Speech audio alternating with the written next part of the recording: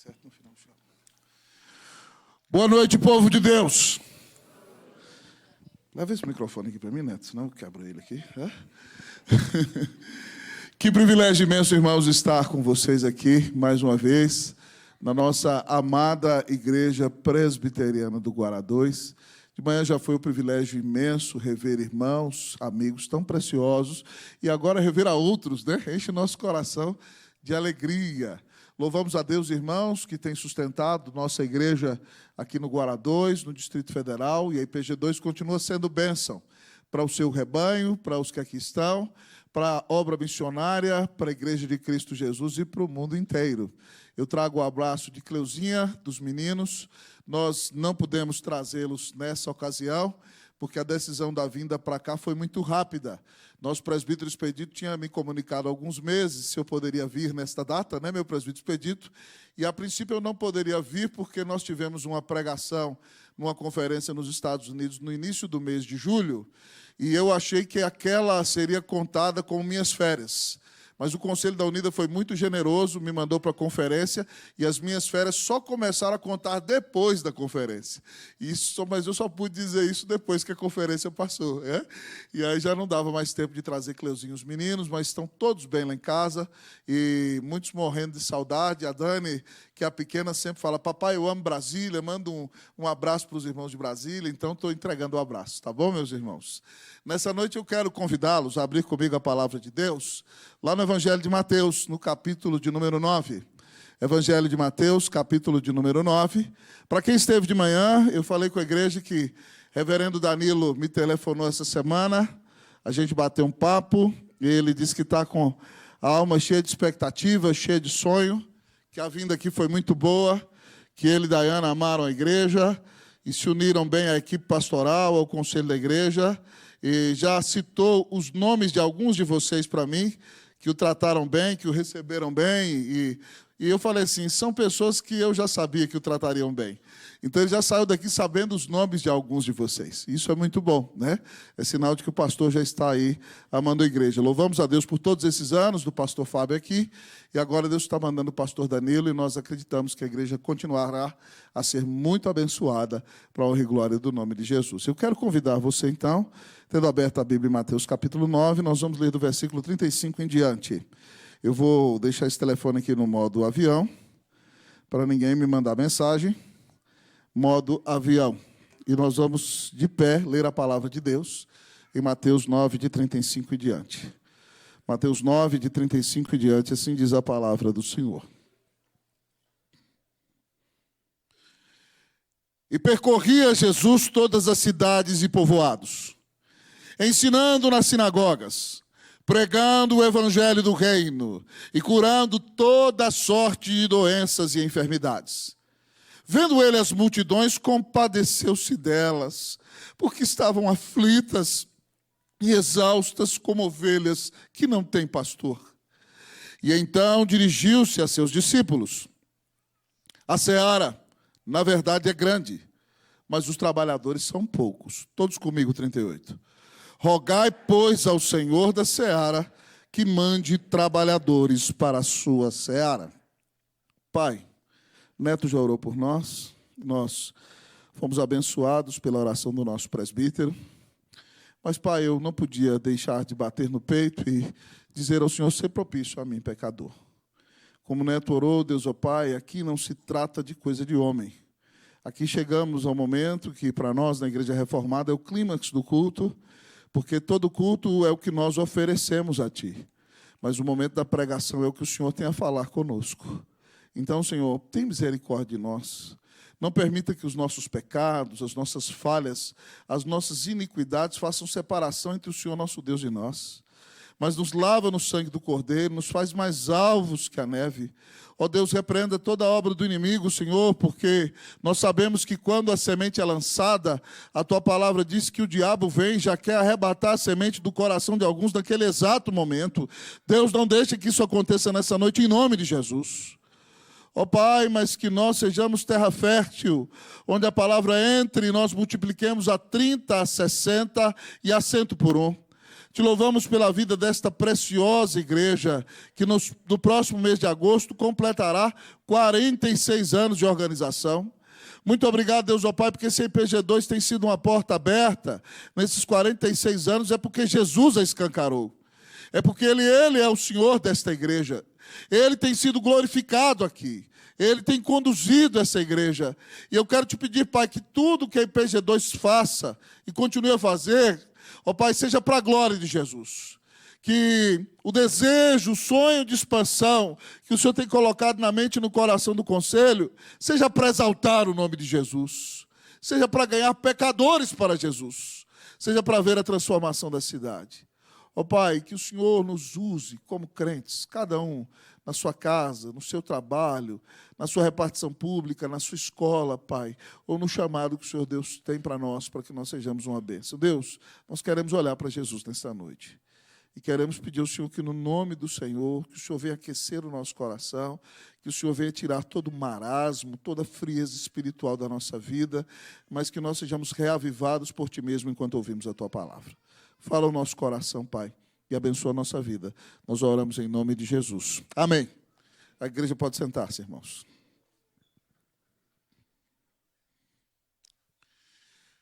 Irmãos, no mês de agosto de 2007... depois de 7 anos no Chile, nós viemos ao Brasil pregar em algumas igrejas com a possível avaliação de sermos pastores desta igreja. E eu estive aqui no mês de agosto de 2007, nesta igreja, tendo pregado em outras 3 igrejas naquele mês. A última igreja pela qual nós passamos foi a IPG2. E nós pregamos aqui num domingo de manhã, o templo era outro, a realidade era outra, e tivemos uma reunião abençoada com o conselho à tarde. E, de repente, eu perguntei aos presbíteros, eles perguntaram para mim qual era a expectativa, qual a visão que eu tinha da igreja, o que nós faríamos se viéssemos para cá. E eu perguntei ao conselho desta igreja à época o que o conselho esperava do seu pastor. Presbítero Roberto Lúcio, presbítero Vandir, muito firmes nas Escrituras. Nós queremos um pastor que pregue a palavra de Deus expositivamente. Nós queremos um pastor firme na doutrina, que guie o rebanho na seriedade da palavra de Deus. Presbítero Osasco disse, nós queremos um pastor que nos visite, que nos abrace e que telefone para nós no dia do nosso aniversário. Eu falei, eita, que desafio. E cada presbítero, irmão, foi falando alguma coisa que esperava do pastor. E aquela foi a primeira reunião do vice-presidente do conselho desta igreja, o presbítero Expedito. E aí o Osasco, o Vandir brincaram com ele, não, esse aqui é calor, não vai falar nada não. Ele não tem nada para falar hoje não. Eu falei, não, irmãos, vamos deixar ele falar. E aí o presbítero Expedito virou, pastor, eu sou o calor, eu não sei de nada aqui não, mas eu só quero dizer uma coisa para o senhor.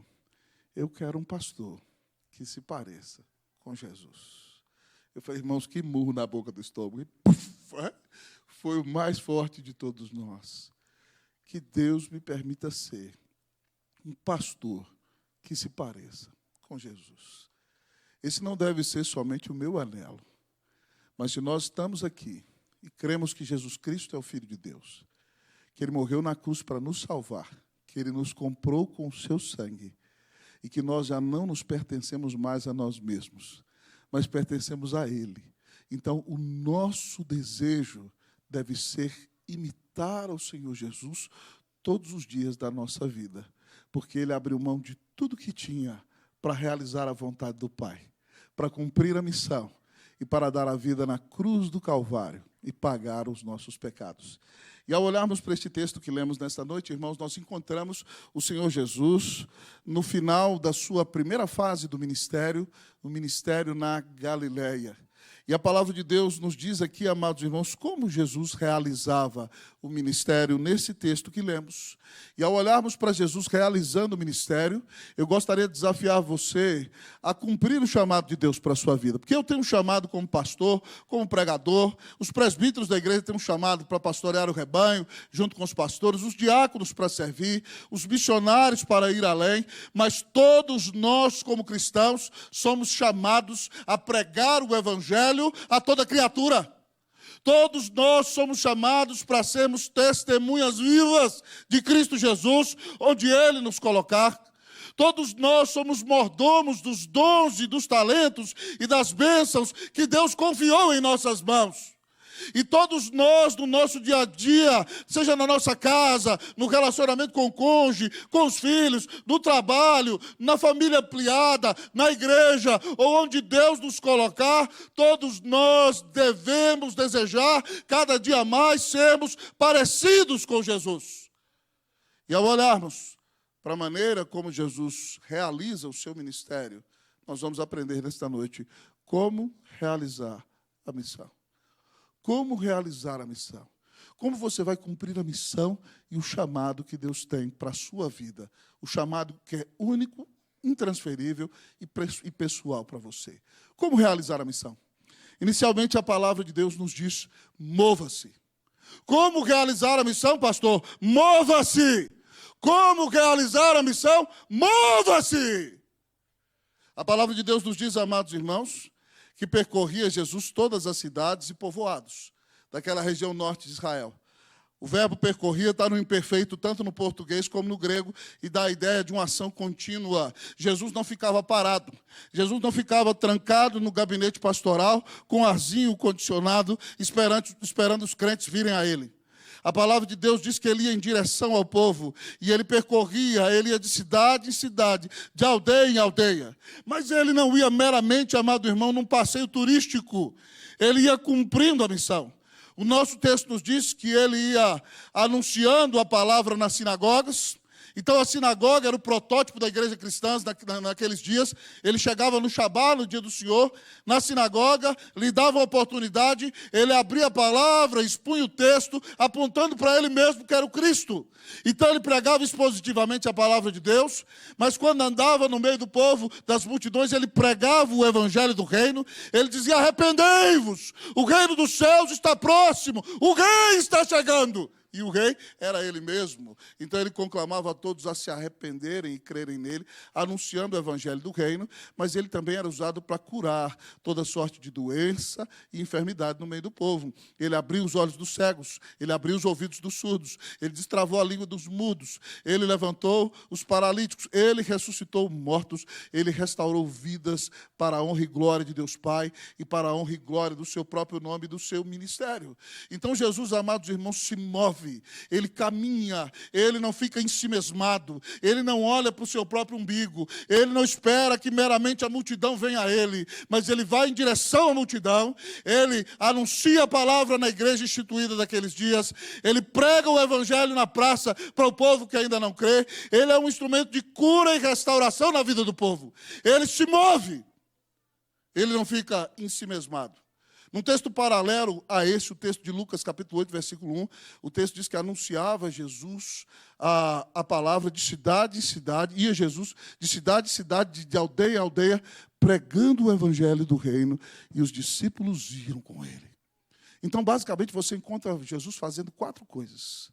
Jesus, amados irmãos, ensina a palavra, Jesus prega o evangelho para os não crentes, Jesus cura os enfermos, e Jesus discipula, porque os discípulos estão indo com ele. Como vocês acham que os discípulos aprenderam a orar? Foi vendo Jesus orar. Como eles aprenderam a pregar? Vendo Jesus pregar. Como eles aprenderam a expor as Escrituras? Vendo Jesus expor. Como eles aprenderam a orar pelos enfermos? Vendo Jesus curando os enfermos. Então Jesus, amados irmãos, se move para pregar, para ensinar, para curar e para fazer discípulos. Esse texto, irmãos, é um paradigma para o meu ministério. Jesus é o meu maior referencial de ministério. E eu preciso, se quero cumprir a missão, mover-me para onde Deus me levar, pregando o evangelho para quem não é crente, ensinando a palavra para quem já é, sendo um instrumento de cura, não fisicamente, porque eu não tenho o dom de Jesus, mas curando através do aconselhamento e aplicando a palavra aos corações. E enquanto fazemos isso, formando discípulos, aqueles que estão conosco, que estão nos vendo fazer a obra, que estão tendo a oportunidade, e assim, amados irmãos, nós vamos nos mover e cumprir o chamado de Deus para a nossa vida. Eu quero lhe perguntar, a sua vida tem feito diferença na vida de alguém? Alguém se aproximou mais de Cristo por causa do seu testemunho? Os seus filhos têm conhecido o evangelho porque você realiza com eles o culto doméstico em casa? Os seus filhos vêm a Cristo Pai na maneira em que você trata a mãe deles? Mãe, as suas filhas amam ao Senhor Jesus ao ver a maneira como vocês tratam os pais delas? Você, querido amigo e irmão, tem sido uma bênção no seu trabalho? As pessoas veem Jesus na sua vida? Portas têm sido abertas para você falar de Cristo por causa do grande amor de Deus que se manifesta na sua vida? Eu e você, amados irmãos, temos que parar de ser egocêntricos, autocentrados. E devemos nos preocupar da missão que o Senhor nos confiou, de pregar o Evangelho a toda criatura, de ensinarmos a palavra de Deus, de formarmos discípulos, seja em nossa casa, na igreja e neste mundo, para a honra e para a glória do nome de Jesus. Há um pastor da história da igreja, irmãos, que eu gosto muito, é o reverendo Ricardo Baxter. Ele foi pastor no século XVIII na Inglaterra, no século XVII, ele é considerado um dos maiores pastores da história da igreja. Ele é da época dos puritanos, da época que foi composta a nossa confissão de fé do Westminster. E o pastor Ricardo Baxter chegou para pastorear na cidade de Kidderminster. A igreja estava morrendo ali, somente em 2 ruas daquela cidade havia membros da igreja dele. E ele era um pregador cheio da unção, que pregava com eloquência, com autoridade, cheio do Espírito Santo, e o povo começou a vir à igreja quando ele chegou. Mas ele adotou uma filosofia de ministério, que ele contratou um secretário, que era um discípulo dele, e ele saía de casa na segunda-feira, porque o povo morava nas fazendas, vinham para a igreja na cidade, e ele chegava numa casa, sentava com um membro de uma família, não fazia visita só para tomar cafezinho e comer pão de queijo. Ele perguntava como é que está a sua alma, como é que está a sua vida com Deus. Fazia a primeira pergunta do catecismo, qual é o fim principal do homem? E se aquele adulto sabia responder, ele anotava no caderno, e ele conversava com o pai, com a mãe e com os filhos. Passava uma manhã naquela casa. Depois ele ia para outra casa à tarde. E ele saía da casa dele segunda-feira, montado no lombo do cavalo, e só voltava na quinta, para preparar o sermão de domingo e preparar o culto. E ele fez isso, amados irmãos, num ministério ininterrupto de 18 anos. A igreja dele cresceu tanto que chegou a ter 800 famílias. E depois de 18 anos, quando o pastor Ricardo Baxter saiu daquela igreja, não havia sequer uma rua naquela cidade que não houvesse pelo menos um crente, que era membro da igreja dele. Mas para nos deixar mais perplexos, o evangelista George Whitefield, um dos maiores pregadores da história da igreja, 100 anos depois que Ricardo Baxter tinha saído de Kidderminster, ele passou naquela cidade. E ele disse o seguinte: já faz 100 anos que Baxter pastoreou aqui. E eu ainda percebo os frutos e o fruto do ministério dele aparecendo até o dia de hoje. A piedade da igreja, uma igreja viva, o amor a Deus na cidade, frutos dados 100 anos depois que o pastor tinha passado naquela igreja. Qual vai ser o nosso legado, irmãos? Daqui 100 anos, nosso ministério ainda dará fruto no lugar onde passamos? Daqui 100 anos, nossos filhos estarão na presença do Senhor, nossos netos, nossos bisnetos continuarão caminhando com Jesus? Porque o Senhor, pela sua graça, nos deu a bênção de sermos fiéis, discipularmos filhos e netos, e as nossas gerações estão na presença de Deus. Famílias servirão a Jesus, porque Deus, na sua misericórdia, nos usou para pregar para elas, e elas foram restauradas, e estão firmes na presença do Senhor. Pare de viver para si mesmo, meu irmão. Pare de achar que o significado dessa vida é ganhar dinheiro. Pare de achar que Deus te chamou para fazer deste mundo o seu céu. Pare de achar que a vida é só sombra e água fresca. Entenda que Deus só teve um filho e fez dele um pregador. Deus só teve um filho e fez dele um missionário. E se o Filho de Deus deu a vida na cruz por você, é um privilégio para você sair de si mesmo, sair do seu próprio umbigo, do seu egocentrismo e se levantar e ser uma bênção e pregar o Evangelho a toda criatura. Mova-se em nome de Jesus. Que Deus tire você da sua frieza espiritual. Amém, meu irmão? Diga aí para o seu irmão, mova-se. Fala para ele, acorde. O pastor Rossi está gritando tanto, não é possível você estar dormindo. Acorde, mova-se. Que Deus te abençoe, em nome de Jesus. Como você tem realizado a missão? Pastor, como realizar a missão? Em primeiro lugar, o nosso texto é claríssimo, mova-se. Mas como realizar a missão? Em segundo lugar, o nosso texto nos diz, compadeça-se. Compadeça-se. Como realizar a missão, pastor? Mova-se. Em segundo lugar, compadeça-se. O texto nos diz, amados irmãos, versículo 36. Eu vou ler uma vez, a igreja lerá a segunda vez, o mesmo versículo. Vendo ele as multidões, compadeceu-se delas, porque estavam aflitas e exaustas, como ovelhas que não têm pastor. Vocês, irmãos, leiam o mesmo versículo.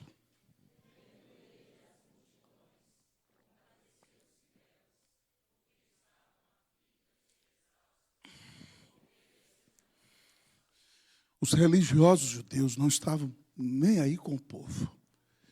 Eles só se preocupavam das suas tradições, da arrecadação que eles tinham no templo de Jerusalém, e não pastoreavam o povo de Deus. Jesus olhou para aquelas multidões que ele estava pregando para elas, ensinando, curando, e diz o texto que ele compadeceu-se delas. O verbo usado no grego significa, irmão, literalmente que o estômago de Jesus deu volta. É como se, quando você tem aquele frio na barriga assim, o estômago de Jesus deu volta. As suas entranhas se viraram. Ele sentiu a dor.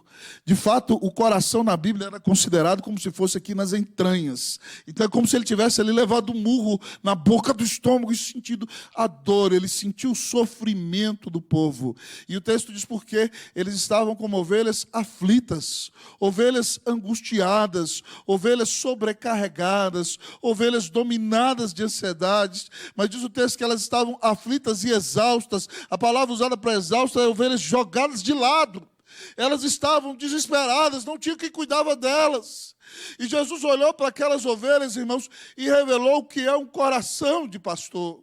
O coração de pastor é o coração que sofre. É o coração que vê o sofrimento da ovelha e chora com ela. E sente a dor da ovelha. E Jesus, que é o maior de todos os pastores, olhou para aquelas ovelhas sofridas, exaustas, com tanta angústia, e ele sentiu no âmago, no íntimo, a dor delas, amados amigos e irmãos. E com Jesus nós aprendemos que compaixão, amado irmão, não é mera teoria. Você não vira para quem está sofrendo e fala assim, ai, coitado, e deixa ele embora. Não. Jesus fez alguma coisa. Ele pregou, ele evangelizou, ele curou, e no clímax da sua vida, ele deu a vida na cruz para pagar os nossos pecados, porque se compadeceu de nós. Esse é um dos textos, irmãos, no qual o coração de Jesus é mais revelado. O coração de Jesus é compassivo, ele sente a nossa dor. Outro texto no qual nós percebemos isso está 2 capítulos à frente, quando ele diz, vinde a mim, todos vocês que estão cansados, sobrecarregados, eu vos aliviarei. Tomem sobre vós o meu jugo, aprendam de mim. Ele diz, eu sou manso, ele é meigo, humilde de coração. Ele se humilha e se relaciona com todos nós, né? Tomai sobre vós o meu jugo e aprendei de mim, porque sou manso e humilde de coração. Ele diz, porque o meu jugo é suave, o meu fardo é leve. Jesus se compadece da sua dor, irmão. Jesus sabe qual é a luta contra o pecado que você tem. Se você tem uma língua grande, é fofoqueira, minha irmã, Jesus sabe, se arrependa, peça a Ele, Senhor, corta a minha língua em nome de Jesus. Se você, meu irmão, é alguém muito tentado nessa área de sexualidade, o Senhor sabe a sua dor. Se arrependa do seu pecado, clame a sua misericórdia. Se você, meu querido, adora o Deus dinheiro, e isso atrapalha toda a sua vida, peça ao Senhor que tenha misericórdia de você, que você tire esse ídolo do seu coração, que o Senhor seja o maior amor da sua vida. Jesus se compadece de você. É por causa do seu pecado, da sua maldade, o Senhor sabe tudo o que acontece no seu âmago, no seu íntimo, e Ele deu a vida na cruz por você, para que você não fique entregue à sua própria sorte. Ele sabe da sua dificuldade com a ira. E isso às vezes estraga tudo no seio da família, no meio da pessoa que você ama. Então diga, Senhor, tem misericórdia de mim. E quando você esboça a sua fraqueza, Ele se compadece de você. E Ele pode restaurar a sua vida. Porque Ele veio a este mundo, irmão, dar a vida na cruz para pagar os teus pecados. Então, meu querido amigo e irmão, entenda que se nós queremos ser uma bênção nas mãos de Jesus, nós temos que nos compadecer compadecer do outro. Nós temos que ter misericórdia de nossos irmãos. Nós temos que sentir a dor daqueles que estão sofrendo. E nós temos que administrar-lhes o evangelho da graça, porque o nosso Senhor foi compassivo para conosco. O Senhor não desistiu de nós por causa dos nossos pecados.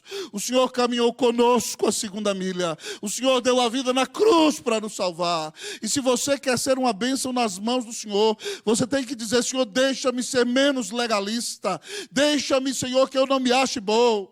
Deixa-me sentir a dor dos outros como o Senhor sentiu a minha e deu a vida na cruz para pagar os meus pecados. Porque quando eu sentir a dor do meu irmão, então eu vou me mover em direção a ele e eu vou me levantar para ser uma bênção, porque o coração de pastor é um coração caracterizado pela misericórdia do Senhor.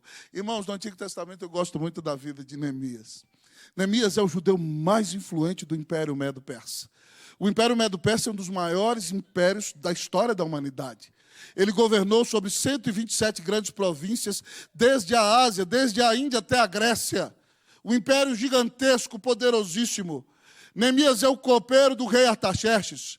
Ele se sacrifica virtualmente pelo rei todos os dias, porque ele bebe o vinho no lugar do rei, e se o vinho estiver envenenado, ele morre para que o rei viva.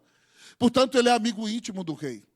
E o seu irmão Anani foi a Jerusalém, o povo está no exílio.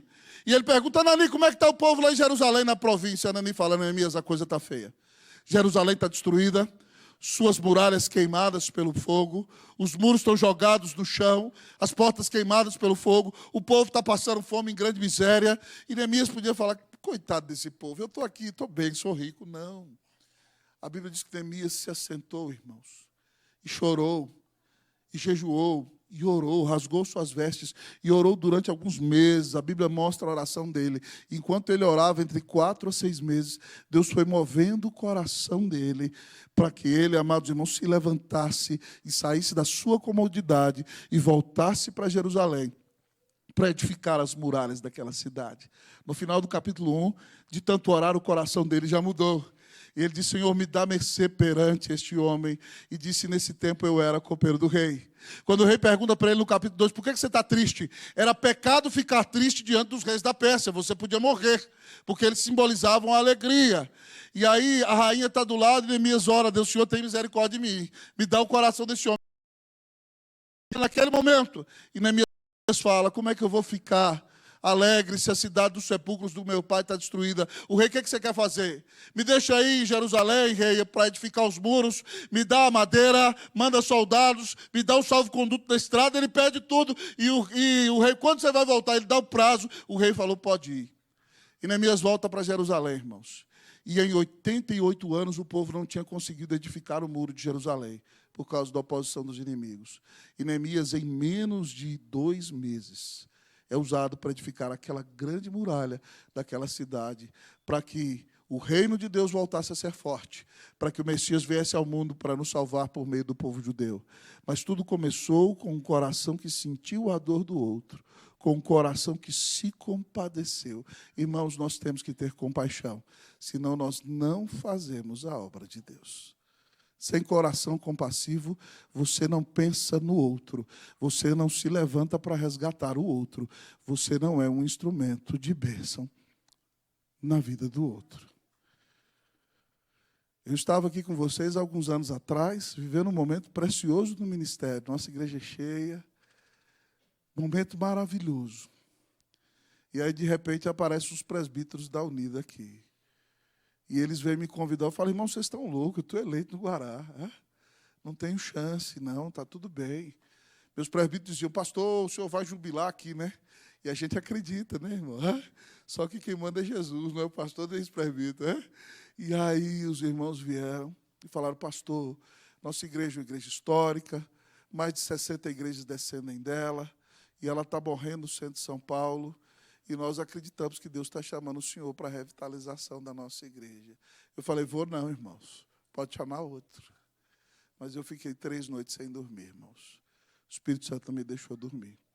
Até que eu liguei para eles: tudo bem, eu vou aceitar pregar na igreja de vocês sem compromisso. E vocês se lembram como nós saímos daqui na época, humanamente sem querer sair. Mas nós entendemos que Deus estava nos movendo. Tempo de pandemia lá, como aqui tivemos Cracolândia na porta da igreja durante um ano inteiro, batalhas espirituais tremendas no centro de São Paulo, mas, para a glória de Deus, nesse tempo recebemos mais de 300 membros ali. E hoje, se você vai na Unida, é uma igreja de 580 membros, uma igreja com a liturgia tradicional de manhã, mas viva, que canta com alegria, que ouve a palavra com paixão, que está se envolvendo com missões. Mas Deus tinha que mover o nosso coração para sentir a dor daqueles irmãos, e nós não podíamos pensar em nós. Se nós queremos, irmãos, fazer a obra de Deus, nós temos que pedir a Deus que nos dê um coração compassivo. Um coração compassivo vai nos tirar da nossa comodidade, vai nos tirar dos nossos desejos, vai nos tirar daquilo que é melhor para nós aos nossos próprios olhos e vai nos levar a cumprir tudo aquilo que o Senhor requer de nós. E por que nós podemos fazer isso, pastor?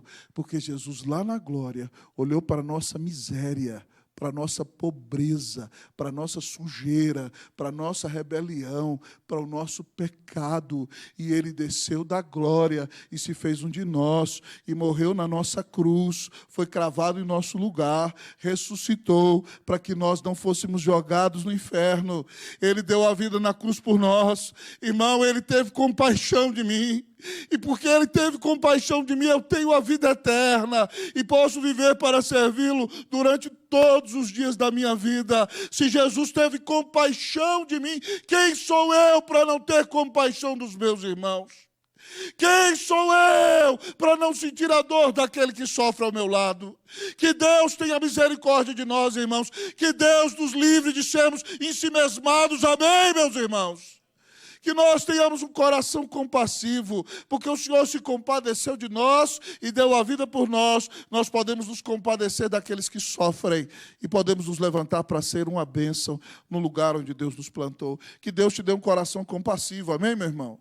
Que quando aquela colega sua de trabalho, irmão, chegar lá no ministério chorando, na mesa que vem, a senhora, faça-me o favor de não passar como se nada tivesse acontecendo. Compadeça-se dela. Diga o que está acontecendo com você.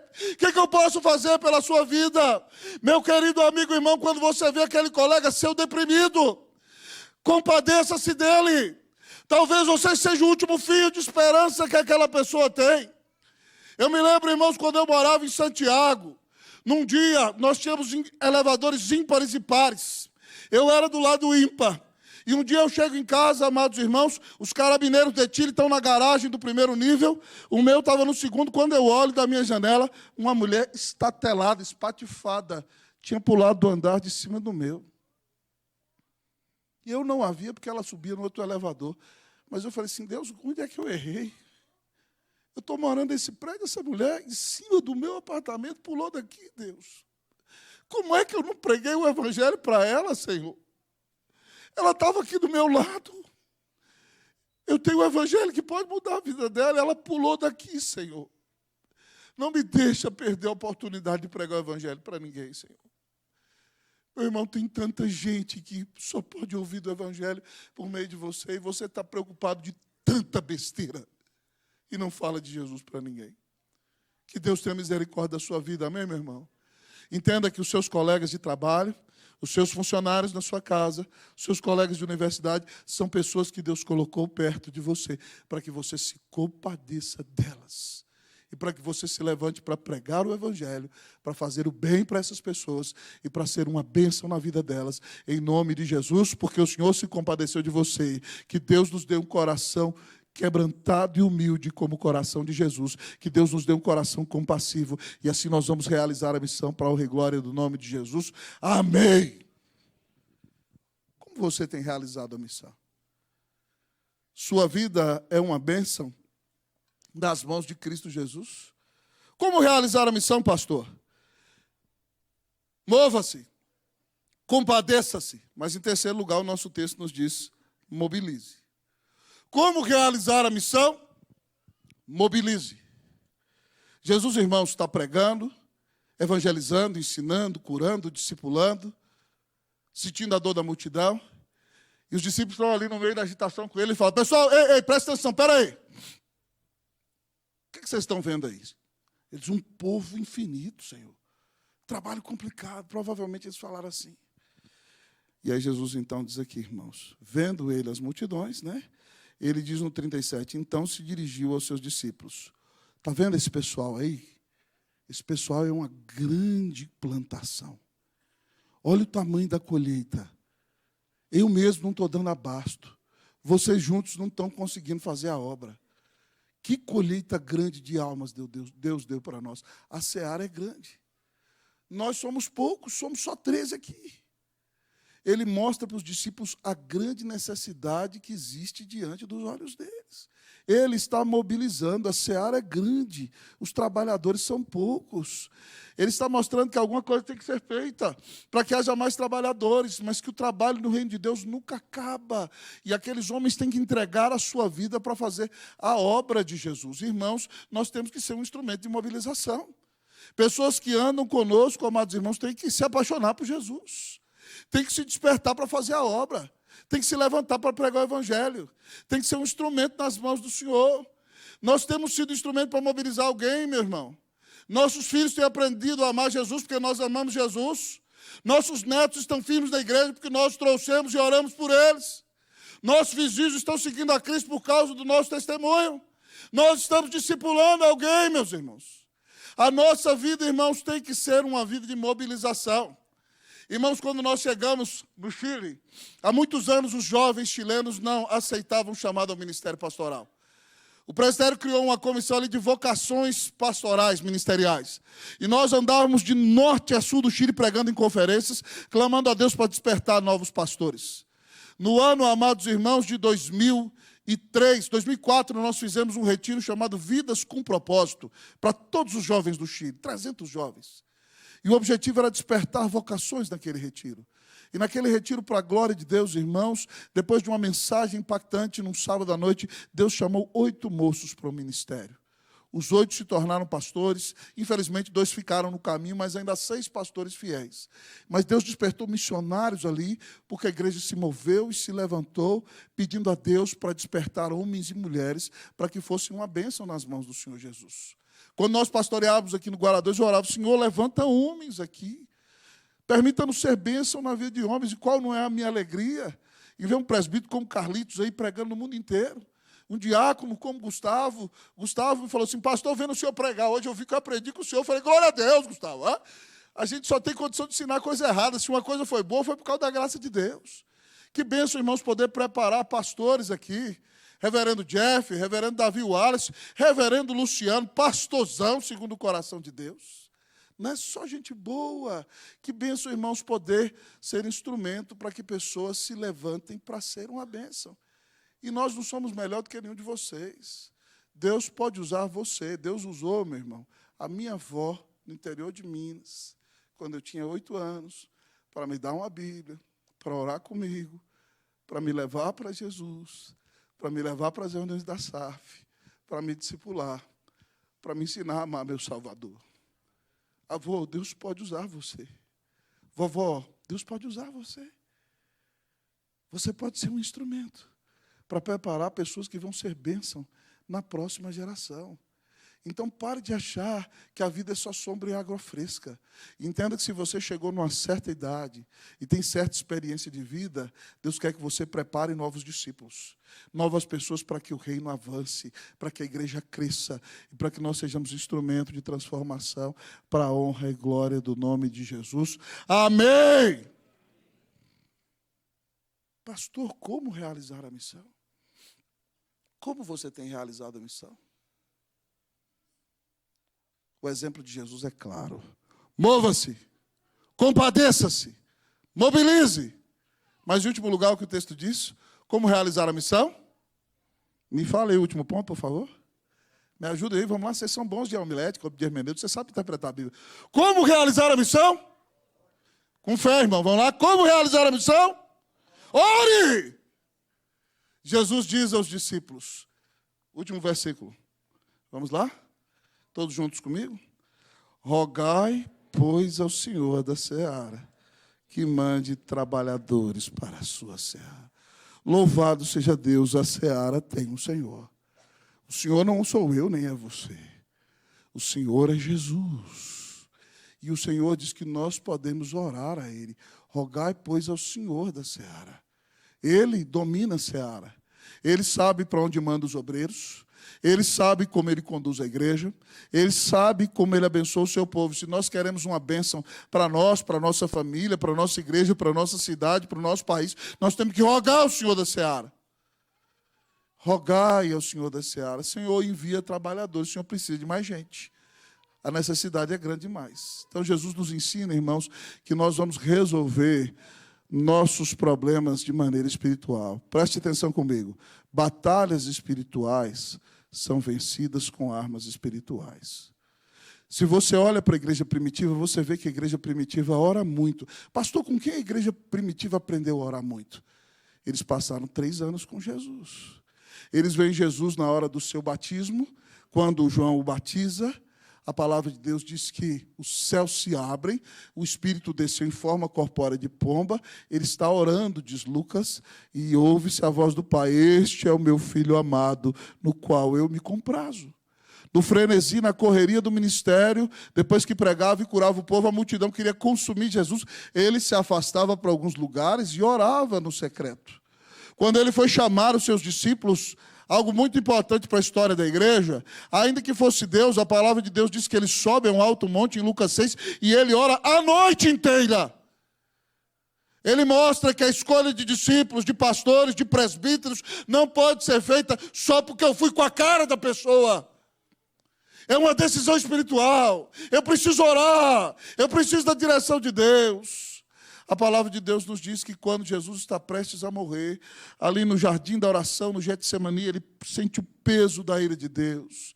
Ele sente a angústia do cálice da ira de Deus, e ali parece que ele vai titubear, e ele diz: Pai, se possível, passa de mim esse cálice. Mas ali ele se submete e diz que se faça a tua vontade, não a minha. Seus amigos o abandonam, e ele ora 3 vezes, e depois da oração ele está fortalecido, e não duvida mais, diz aos discípulos: levantai-vos e vamos, eis que o traidor se aproxima. Ele está preparado para enfrentar todo o inferno. E na cruz, quando está ali morrendo por mim e por você, ali estão seus algozes, e ele compassivo diz: Pai, perdoa-lhes, eles não sabem o que fazem. Cumprindo a profecia do Salmo 22, ele diz: Deus meu, por que me desamparaste? Ele brada: está consumado, paguei a dívida. Entrega o seu espírito, diz: Pai, nas tuas mãos entrega o meu espírito. Ele ora na cruz, Jesus morre orando. E aí, irmãos, ele é o nosso referencial de oração. Preste atenção, há lutas que você só vai vencer de joelhos. Você não pode mudar o coração de ninguém. Você não converte o coração do seu filho. Você precisa orar por ele. Mulher, Deus não te chamou para consertar o seu marido. Deus te chamou para orar por ele. Quem vai consertá-lo é Deus. Você não pode, querido amigo e irmão, mudar a história da situação do seu país. Momentos angustiantes nós temos vivido no Brasil. O que nós temos que fazer como igreja? Orar! Porque quando a igreja ora, os céus se abrem, a terra treme, o inferno teme, e coisas novas acontecem na terra. Nós precisamos orar. Como é que está a sua vida de oração? Se você faz, você acha que você é bom demais. Mas se antes de fazer você para e ora, você diz: Deus, eu dependo de Ti. Eu não tenho capacidade de fazer nada. Faz, Senhor, aquilo que só o Senhor pode fazer. E aí nós vemos Deus fazendo muita coisa. Nessa igreja, quando nós estávamos construindo esse templo, nós não tínhamos o alvará, e nós nos reuníamos aqui nessa construção, aqui atrás, dávamos as mãos, orávamos, andávamos aqui orando, oramos com os funcionários, tínhamos reunião de oração 7 horas da manhã, e quantas bênçãos nós tivemos aqui, irmãos, por causa de oração. Quanta gente Deus trouxe para cá por causa de oração. Muita oração, muito poder. Pouca oração, pouco poder. Nenhuma oração, nenhum poder. Pastor, mas esse negócio de orar é difícil, né? É complicado. Um grande teólogo, irmãos, inglês, fundador do Regent College no Canadá, é James Houston. James Houston está velhinho, deve estar com mais de 100 anos já. E ele conta no seu livro Oração, que eu li, que ele tinha muita dificuldade de orar. Porque ele considerava a oração como um exercício, como andar de bicicleta, como malhar. E ele disse que ele tentava várias vezes, começava, mas a mente dele era muito arguta, voava, e a vida de oração dele era um fracasso. E aí ele disse que um dia ele leu um livro de um dos pais da igreja, chamado Clemente de Alexandria, e aí ele leu uma frase de Clemente que dizia o seguinte: orar é estar na presença de Deus. E ele disse que aquilo foi como um clique na alma dele, porque ele achava que a oração era um desempenho. E ele entendeu que a oração era amizade. Oração é estar na presença de Deus. Ele diz aqui, ouçamos o próprio James Houston: eu costumava pensar que a oração era um exercício espiritual, algo que precisava ser praticado, assim como correr ou saltar. Após anos sendo consumido por um sentimento de inutilidade e culpa, comecei a compreender a veracidade de um comentário feito por um dos primeiros pais da igreja, Clemente de Alexandria. Ele afirmou que orar é estar na companhia de Deus. Que frase maravilhosa, irmão. Isso me deu um novo foco sobre a oração. Passei a vê-la mais como um aspecto de amizade. A oração começou a ser mais uma questão de relacionamento e menos de performance. Eu comecei a ter prazer em estar na companhia de Deus. Quando você entende isso, irmão, você para o seu momento de oração e você liga um cântico, você canta. Tem dia que você chora, você confessa o seu pecado. Tem dia que você compartilha com Deus. Deus, fulano está fazendo isso. Quebra a perna dele. Deus tem misericórdia. Né? Tem hora que precisa. Né? Senhor, pega ele. Eu não posso fazer nada. Você pode orar, irmão. Senhor, eu estou deprimido, estou triste. E tem momentos em que você canta a palavra, ouve um salmo, e você só fica quietinho ali na presença do Senhor, em oração silenciosa, e o Senhor te relembra uma verdade da Escritura, e você vai sendo cheio do Espírito Santo, quando você entende que oração é amizade. Como você gosta de estar com seu cônjuge, com seu amigo, orar é estar na companhia de Deus. É passar um tempo com Jesus. É ter um momento de qualidade com o Senhor. E aí você apresenta tudo para ele, diz: Senhor, está aí a obra, é grande demais. Levanta quem o Senhor quer usar e usa a minha pequenina vida para ser uma bênção na presença de Deus. Eu não sei que problema você está enfrentando. Hoje o presbítero Neto começou orando por várias enfermidades no culto. Se é enfermidade, coloque diante do Senhor. Se é depressão, coloque diante do Senhor. Se é desânimo, coloque diante do Senhor. Se é frieza espiritual, clame ao Senhor, conte para o Senhor, Ele morreu na cruz por você.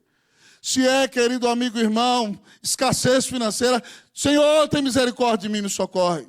Se você está angustiado com a situação do país, Deus, tem homens achando que são Deus, coloca eles no lugar deles, Senhor! Irmãos, nós podemos falar com a maior autoridade do universo. Estamos perdendo essa oportunidade. Hoje o Senhor está dizendo a você que não há missão bem-sucedida sem oração. Não há igreja que avance sem oração. Que Deus nos perdoe pelo pecado da falta de oração. Amém, meus irmãos? Que Deus reavive o nosso coração. Que Deus faça de nós uma igreja de oração. Em nome de Jesus, para a glória de Jesus. Amém. Como realizar a missão? Mova-se, compadeça-se, mobilize e ore. Pastor, mas no dia que eu falhar, eu não me movi, eu não me compadeci, eu não mobilizei, eu orei, e aí? Aí você tem que confiar em alguém que se moveu lá do céu, porque se compadeceu de você, e continua te dizendo: se levante para fazer discípulo para mim, eu estou te mobilizando. E quando você não consegue orar, meu Espírito intercede por você com gemidos inexprimíveis. E eu estou orando à direita do meu Pai por você. E eu não deixo você. Ninguém arranca você das minhas mãos. Você me pertence. Eu morri por você. E eu não desisto de você. Então você reconhece a sua incapacidade e a sua falha na missão e diz: obrigado, Senhor, porque tu me salvaste. E não por causa da maneira como eu faço a missão, é pela tua graça. Mas agora, tendo o Senhor me feito alguém perdoado e salvo, eu me levanto imitando o Senhor e me movo, me compadeço, mobilizo e oro, porque Jesus fez tudo isso e deu a vida na cruz por mim. Que Deus faça de você uma bênção, amém, meu irmão? Que você não viva uma vida perdendo tempo, que você não seja um inútil espiritual, mas que você diga, Senhor, eu quero ser uma bênção. Muitas vezes a gente vem para a igreja, irmão, ouve um sermão, que legal, ouve o pastor, ouve o louvor, mas você não toma decisão nenhuma. Então, meu irmão, em nome de Jesus, minha oração é que você tome uma decisão depois desse sermão. Vou voltar a fazer o culto doméstico, tá bom? Vou começar um discipulado lá no ministério que eu trabalho, amém? Vou convidar um colega não crente para ler o Evangelho de João, aleluia! Tome uma decisão, meu irmão, faça alguma coisa. Porque Jesus deu a vida na cruz por você. Que você pare de empurrar com a barriga. E que você se levante e diga, Senhor, eis aqui a minha vida. Usa-me em nome de Jesus. Amém. Vamos cantar um cântico? Posso cantar um cântico, né, pastor Robson? Mas nós vamos cantar, não é aquele que eu pedi não, Neto, vai ser outro. Mas pode tocar também, se puder. Eu queria cantar Sonda-me, Usa-me. Sonda-me, Usa-me. Se a equipe conseguir tocar, ou o Netão conseguir também junto com a equipe, nós vamos cantar esse cântico. E depois eu vou orar por você. Como realizar a missão? Vamos repetir os pontos comigo, enquanto a equipe ir à frente. Vamos lá? Mova-se, compadeça-se, mobilize e ore. Vamos lá de novo? Mova-se, compadeça-se, mobilize e ore. Prega aí para o seu irmão, enquanto a equipe se arruma aqui. Fala por ele assim.